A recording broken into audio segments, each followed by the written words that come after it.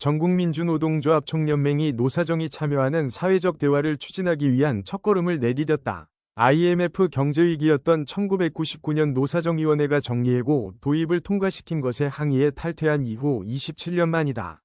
이후 노사정위는 경제사회노동위로 이름을 바꿨으나 민주노총은 노사정 간 사회적 대화 거부를 고수해왔다.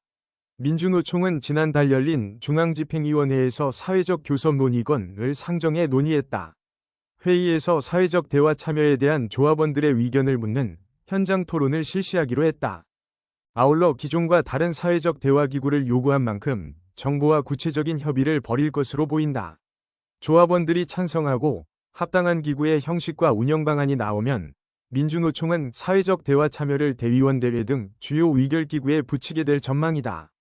한 세대에 가까운 시간 민주노총이 사회적 대화를 거부한 것은 명백하다. 정부가 사회적 대화를 노동계의 양보를 강요하는 수단으로 활용하려 했기 때문이다. 보수 독재 정권은 물론 민주당 정부도 민주노총의 신뢰를 얻지 못했다. 사회적 대화를 다시 추진한 배경에는 노동 존중을 내걸고 부족하나마 일관된 행정으로 신뢰를 넓힌 이재명 정부가 있는 것이 사실이다.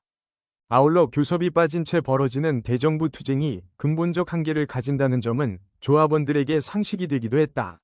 속도가 높아지는 산업대전환 국면도 민주노총이 사회적 대화를 다시 인식하게 만들었다. AI 전면화는 모든 업종에 경험하지 못한 변화를 가져올 것이다. 이미 정부와 기업이 AI 사회로의 전환의 속도를 높이려는 의지와 계획을 속속 내놓고 있다. 그러나 산업대전환 과정에서 노동자의 목소리는 제대로 반영되지 않고 있다.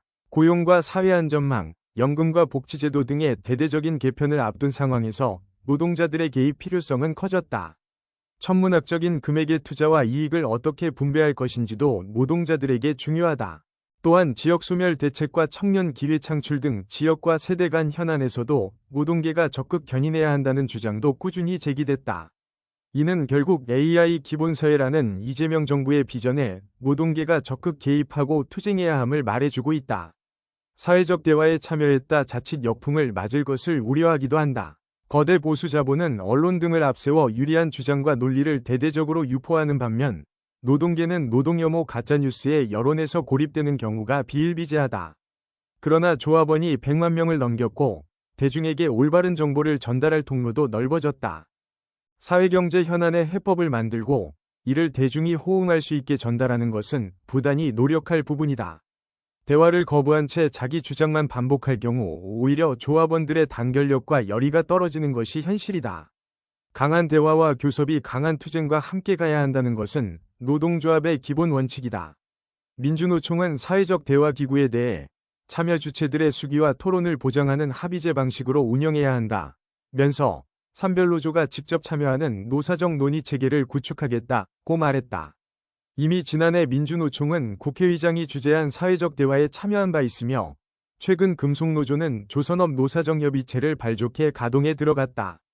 민주노총은 조합원 대표로서 고용과 사회안전망 등을 챙기는 것은 물론 노동계의 주축으로 노동자, 농민, 서민, 청년, 여성 등의 목소리가 충실하게 반영된 산업대전환을 이끌 책무도 있다. 필요에 따라 강력한 비판과 투쟁도 병행해야 함은 당연하다. 윤석열 탄핵 정국에서 국민들에게 길을 여는 민주노총이라는 좋은 평가를 받은 것처럼 다가올 대전환에서도 민중의 길을 여는 민주노총으로 큰 역할을 해주길 기대한다.